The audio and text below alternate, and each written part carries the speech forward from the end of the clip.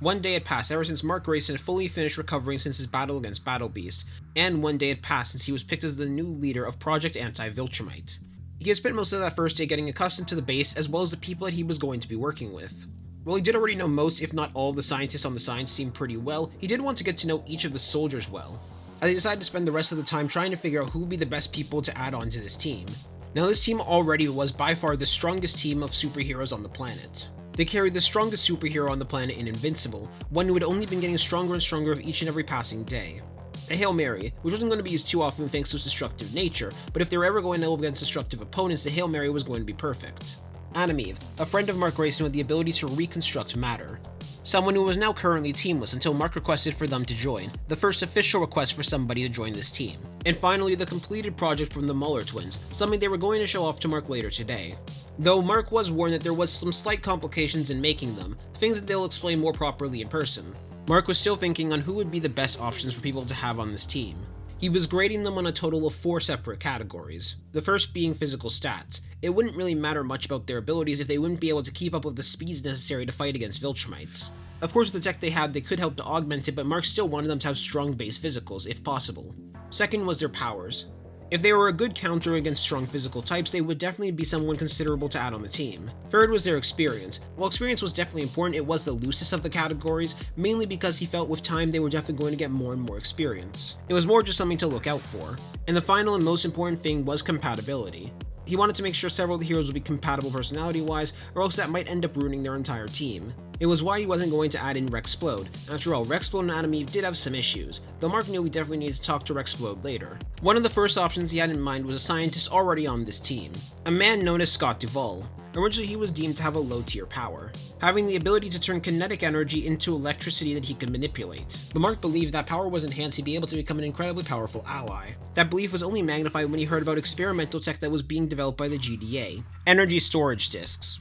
Now, Mark had no intention to steal it, but he was curious to see if they could replicate it. With the geniuses that filled this team as well as the genius scientists that could help the GDA, from Robot to D.A. Sinclair to the Muller twins, they were able to recreate the power disks. And they were currently working on a brand new suit for Scott Duvall. Or, Scott Duvall told them that his superhero name was going to be Powerplex. Once that suit was going to be done, Mark wanted to spar with him, see what he was going to be capable of. Up next is another lightning-based superhero, this one named Frobolt. Electric-based fighters were pretty good against physical types like Viltrumites. Now, right now their electric was a little bit too low, but with training as well as enhancements, they felt that they would definitely be able to be a good member of this team. Up next was another physical-based fighter that he knew had pretty good physical capabilities, that being Kid 4. He remembered meeting both of those heroes during his battle against the Hail Mary. Though as he did more research into Kid 4, he learned about the organization he was from known as Capes Inc. That included 3 superheroes, those being Bolt, Kid 4, and Knockout. All 3 of them wielded super enhanced physical strength. While it wasn't on his level, it was definitely a bit more than he was expecting. So he wondered maybe if it was possible to recruit all 3 of them. That would be interesting. Not to mention he was near certain he'd be able to help their physical capabilities. Invincible was tempted to teleport over to them for a moment, but since Adam Eve was over right now, he decided it might be more fun for the both of them to fly over to them. Plus, considering every single one of those teleports cost taxpayers a lot of money, yeah, it was definitely going to be better for a lot of people for him just not waste that teleport. And with that, the 2 of them took off, first heading over to Frobolt, who was surprisingly pretty easy to convince to join them. After all, Frobolt was currently teamless, and considering they were offering them not just better pay but the ability to improve themselves heavily, they felt it would definitely be worth it. Recruiting Capes Inc. on the other hand was a little bit harder, mainly because they were already an established team. It did take some time and some convincing, but they were eventually able to do it, telling them that they didn't have to dissolve Capes Inc., more so consider this a partnership between the GDA and Capes Inc., an opportunity to train, get better, as well as get more money. After all, Project Viltrumite only just needed to be prepared in order to fight against Viltrumites. They could continue hero work however they wanted. Of course, they would always have the members of Project Viltrumite to help them if needed, but it wasn't like it was going to have hard conditions. And with that, Project Viltrumite had now been fully established. They just had 2 more members they needed to wait for in order to properly meet. Though Mark did have to admit he was a slight bit nervous. After all, this was his first time properly leading a team. Adam Eve definitely noticed that nervousness and rubbed his back. She had faith in him to be able to lead them. If anyone would be able to lead them well, it would be him. Time was definitely going to prove that he would be a worthy leader. And while the members of the team as well as the soldiers and scientists were all starting to mingle with each other, Mark was led into one of the labs, seeing the Muller twins as well as D.A. Sinclair currently present. Once they entered, they'd be able to see 2 pods. Currently, they weren't able to fully see the faces inside. As Mark then asked, "So what's the complication with them if you mind me asking?" As one of the Muller twins then spoke, "While we were successfully able to clone physical clones of you, there was some complications. They aren't unstable mentally at all, but they weren't able to sustain your memories. They should still have access to your combat skills though. But thanks to your DNA as a Viltrumite, there was some complications that came up. They're a lot more just like blank slates. They do have some personality traits different from you, but they are still stable nonetheless. If they were mentally unstable, we would have terminated them on the spot. Effectively, while they are clones of you, they are going to be separate people. Furthermore, there is also one other complication with them. The older of the two clones is actually a girl. During our attempt to try and understand Viltrumite DNA, we did end up messing up a little bit, but I don't think this is too bad of a mess up on our part. And Mark didn't really mind that himself. After all, it's not like they were going to be hindered. Though hearing they weren't going to be the same personality as him, Mark thought about it for a couple of moments, and if he was being honest, he thought that was for the better. Through the Muller twins, he was able to see the issues and complications that rose from two clones having the same personality. No offense to them. So having two clones that weren't the exact same person as him, he honestly felt that was going to be for the better. And while the Muller twins were about to try and tell Mark what the two of them were like, Mark raised up his hand and stopped them both, as he told them he would rather meet the both of them in person, leading to the two pods opening, as two people who looked incredibly similar to Mark Grayson ended up stepping out, both wearing the GDA armor other than covering their heads. As he looked at the two clones, the male-looking clone was rather similar to him, though he did have a bit neater hair, but the female clone caused a slight bit of pain in Mark. After all, it looked like a younger version of his mom. Of course it wasn't identical, it looked like a younger version of his mom if they were a Viltrumite, but still. But he couldn't help but smile a little bit as he approached both of the clones. He lifted up both his hands in order to give them a handshake, and he got an immediate different response from both of them that he was expecting. The older clone shook his hand with a great amount of energy. They looked to be a ball of sunshine, just absolutely happy to be here. But the second clone was the complete opposite. He actually was a little bit more nervous in shaking their hand. However, he did say thank you for allowing the two of them to exist. And Mark was able to tell these two are actually rather different right off the bat. One was much more extroverted and the other was much more introverted. As the older clone then let go of Mark's hand and she began to fly all across the room. She was having a lot of fun right now, and she clearly felt the need to stretch her arms and legs a little bit, mainly because she had been in that pod for so long. Mark then decided to look over to the Muller twins and ask for what the clones' names were, but the Muller twins told him they were going to leave that up to Mark. Mark thought pretty long and hard about what he should name the two clones. However, even though they were clones of himself, he considered them full-on different people. After all, they had different identities from him, so he had no reason to treat them as if they were just him. He also didn't really see them as weapons either. There was no way he was going to let them grow up with the same mistake that he had thinking he was a weapon. Though the younger clone did have a name that immediately popped out in his head. He remembered his mom mentioning that if Mark actually had a younger brother, they would have named them after his grandfather. So Mark looked over to the younger clone as he decided to call him Oliver. The other clone was a little bit more hard for him to name. He was considering naming them after his mom, but he chose not to, mainly because he felt that would be a little too awkward. But then he had an idea. These clones were created in order to help protect the planet. And he didn't exactly want to name her Earth, so he remembered something else that Earth was often called in mythology, and he felt this fit pretty well. As he asked for the older clone to come down, and she did, landing in front of Mark. As Mark asked her, "Are you okay with the name Terra?" And she nodded. She definitely vibed with that name. But now Mark had just one more thing he felt the need to test out before he could properly introduce them to the team. While the Muller twins had said that they were as strong as Mark, he wanted to see if that was the case. So Mark lifted up both of his hands, as he told them to both punch his hands and not hold back, go full force. But the Muller twins quickly stopped them as they said, "Can we not do this in our lab? Please, if you guys punch full force, there might be a chance our entire lab gets destroyed." And Mark chuckled a little bit. That was a good point. That was a little bit careless even for him. Leading to the three of them all heading outside, heading towards a training area, alongside the Muller twins, D.A. Sinclair, and members of Project Anti-Viltrumite, from the soldiers all the way down to the new heroes that had joined.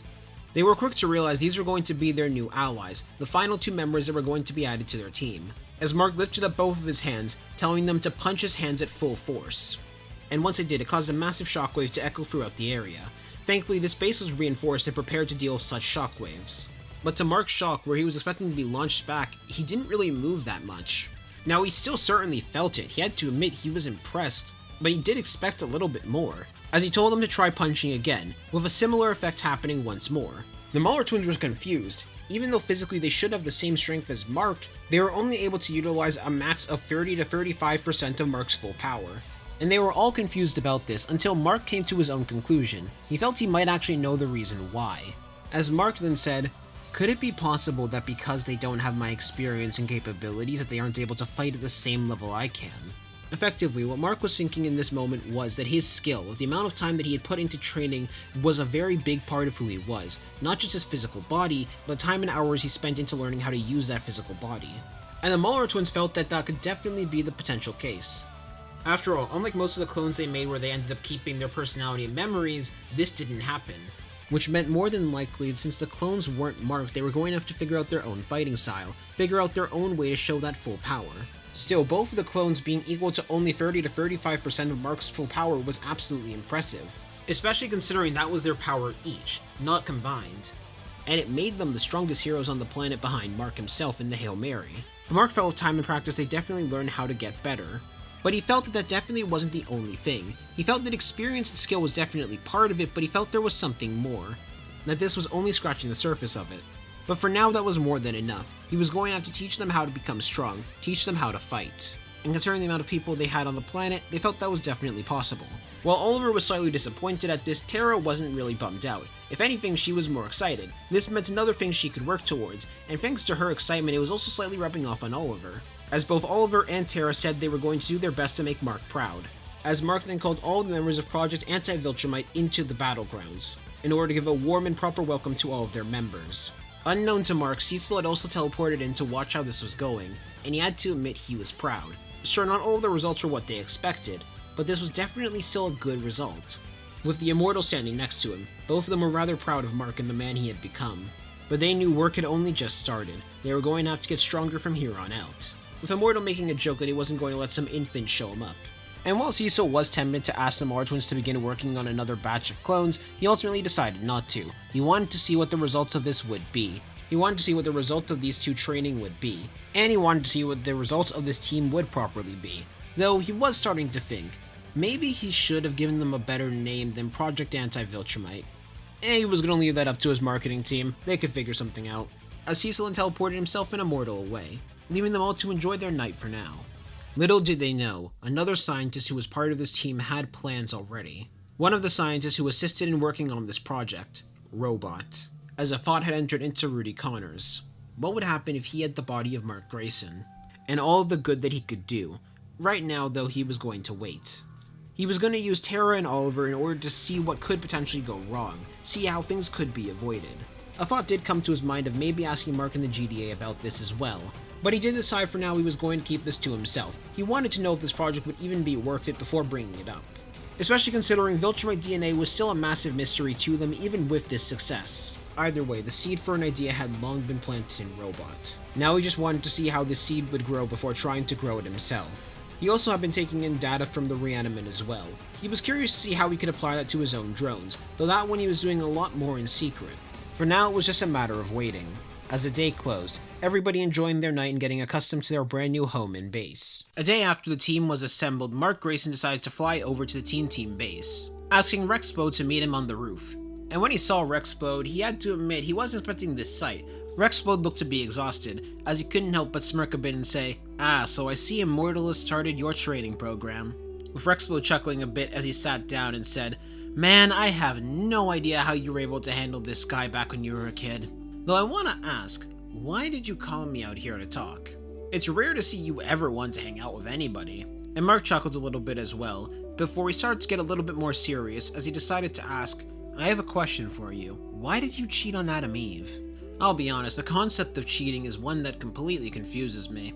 If you're not compatible with someone, just break up with them. So why did you cheat on them? And Rexplode immediately got a little bit more serious himself, and Rexplode genuinely considered lying for a couple of moments, before he ultimately just decided not to. He knew Mark better. Mark would be able to tell if he was lying, and more than that, he wasn't exactly in the best place either. After all, Duplicate was now at least doing it with Immortal. As he then said, "I was worried and scared. I'd seen Eve spending so much more time with you, and I just got worried and I thought she was gonna leave me for you." And that perplexed Mark for a couple of moments. He was questioning that. Why did he think that? And more importantly, why not just choose to let her down easy? Why let himself outlash like that? But then a second thought came in. Why did Rexplode even think that? Why did he think that there was a chance like that? Though that was shoved to the back of his mind for now, the more important thing was mending bonds. He told him to apologize to Eve. That was going to be critical. Other than that, he could do whatever he wanted. He wished him a good night. And before Rexplode could ask him more questions, Mark teleported away, leaving him to think on what he had done. And around a week more would pass, where during this time the hero team began to work. Not just on counters towards Viltrumites, but also just doing hero work in general. Between fighting villains, and especially with Adam Eve on the team, they were actually more and more encouraged to do relief efforts, leading to this team of heroes overall being one of the most popular and successful ones. With Adam Eve's creation abilities, as well as the physical powerhouses that existed on this team, they were definitely able to help with relief efforts, making them not just one of the better teams, but one of the most popular ones, despite their new release. Especially considering they already had popular members on it, like Adam Eve, who was a member of the team, and Invincible, who was known to work alongside the Guardians of the Globe. But not just that, the Guardians of the Globe were also being encouraged to act more often, which was rubbing off on all the hero teams as well. After all, the Guardians of the Globe were now mentoring said hero teams. Overall, this was an even more successful campaign than even Cecil could have predicted, and Cecil was most definitely happy with this outcome. But not just that, with Adam Eve now fully focused on Project Anti-Viltrumite, they were able to help produce materials for the GDA, which is definitely going to help with all of the experiments going by much faster and being much more cost effective. But the one who was the happiest of all was Mark. He had been given a proper team and proper friends, and most of all, he felt like he was starting to make an impact on the planet. But more than that, he was starting to value himself, more than just as a weapon, but as a person as well. Little did he know, everything was about to change. As one day while he was helping to put out a massive forest fire, he heard somebody call out to him. It was a male voice of somebody much older than him, as they then said, "I would like to speak with you." And when he looked up, his eyes widened as he saw something incredibly familiar to him. Two people in pure white outfits, similar to the one Omniman wore when he first arrived. One of them was a male wearing a cybernetic eye. The other looked to be an older woman. The two Viltrumites, General Krieg and Anissa. And while a rage began to boil in Invincible, he calmed himself down. He couldn't fight here, not with so many people at stake. But with the forest fire put out, he told all the civilians to head back to town. He needed to talk with these two. As he flew over to the two Viltrumites and told them to fly a bit higher in the city, he wanted to make sure nobody would be around. This was also to give Cecil a bit more time so he could warn the others. Both of the Viltrumites didn't really mind that, so they decided to take it a bit higher into the sky as well in order for them to talk. And as they flew high into the sky, Mark decided to properly scan the both of them. And when he did, he got a little bit of a surprising result. He was actually stronger than the both of them. While Anissa was definitely faster, in comparison to himself, they were weaker. Granted, he knew better. He knew they still had good combat experience, so fighting them would still be a risk. But from what he could tell, he had a pretty good shot at this. As General Krieg says, "Greetings, Invincible. Or should I call you Mark Grayson? I apologize that this meeting happened so late. We weren't aware of what the great Nolan did, and how he abandoned his post. You must know quite little about your own people, considering how long it has been. This is another Viltrumite known as Anissa. We must say, we are proud of the work you have done for this planet. You have done quite a tremendous job at fixing it." When Mark heard that sentence, he broke it down in his mind, and he got quite a bit of good information from this. The first and important thing that he had learned was the fact that they weren't aware of what Nolan had done. Nolan was no longer part of the Viltrumite Empire, which in a way made Mark hate the Viltrumite Empire a lot less. After all, he was under the impression that he might have done it for the Viltrumite Empire, but the fact he didn't was honestly quite a relief. Now, he had no intention to work with the Viltrumite Empire whatsoever, but this did also make him a little bit more willing to hear them out without the hatred in him. Of course, he still had no intention to work with them either way. He knew what Alan told him, but still. But more importantly, Nolan having a title of the Great Nolan confirmed something else for him. Alongside General Krieg being a general, which told him that Nolan being as strong as he was an outlier, he wasn't the standard strength of a Viltrumite. Nor was even General Krieg or Anissa. They had been preparing for the possibility that there might be millions of people on par with Nolan, but that was false. That wasn't the case at all. But he remained quiet, continuing to listen to General Krieg, while at the same time relaying that information back to Cecil. As General Krieg continued, "However, I know you know nothing about the Viltrumite Empire, and we offer something much better. The ability to end all the wars on this planet, to cure all their diseases, to feed their hungry. We have tech that far exceeds this world's capabilities. You are the protector of this planet, correct? If that is the case, you should join the Viltrumite Empire. Once you do, we will be able to help this planet. We will be able to fix all of its problems." And that caused a chuckle to rise from Mark, as he couldn't help but laugh a little bit. In exchange for that, you get to subjugate my planet and my people. That's correct, right? You get to choose for them. No thanks, I have no intention of that. After all, I am more than aware about you Viltrumites. How you destroy a planet if it chooses not to join you, because you would much rather the planet be destroyed than it not being on your side, rather than just leaving planets that don't want to be part of your empire alone, simply because you're arrogant enough to think you know best. And while Anissa was attempting to attack him, General Krieg told her to stop before he looked back to him as he tilted his head and asked, "Isn't that what you're doing with the government? Taking away people's ability to choose because you believe you have the better decisions?" But Mark simply shook his head as he told him, "Nope, what we're doing is we're allowing our own people to decide. They decide their own lives. We just make sure nobody gets hurt as a result of that, Viltrumite. That is the difference between me and you.